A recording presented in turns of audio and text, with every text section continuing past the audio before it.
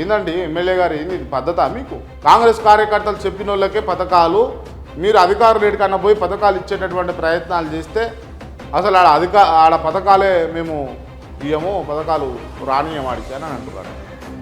ఇదానండి MLA గారు, మీ నియోజకవర్గంలో మీరు కాంగ్రెస్ పార్టీ కార్యకర్తలు ఓట్లేస్తేనే గెలిచిరా అండి? ఎవరేస్తే గెలిచిరు మీరు? తెలంగాణ ప్రజలు వేస్తే కాదా?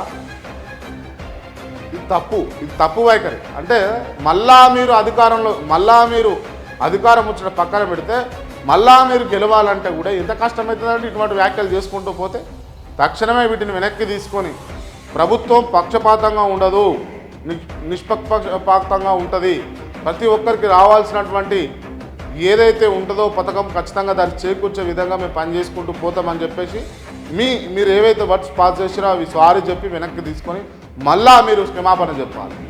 గిందుకోసమా మిమ్మల్ని ఎమ్మెల్యేగా చేసుకున్నాం? ఎంత దుర్మార్గం ఇది! ఇటువంటి వాళ్ళను రేవంత్ రెడ్డి గారు ప్రోత్సహించకూడదు. ఎందుకు అంటే ఇటువంటి వాళ్ళ వల్ల ఎవరికి పోతుంది పేరు అంటే end of the day Revanth రెడ్డికే పోతుంది.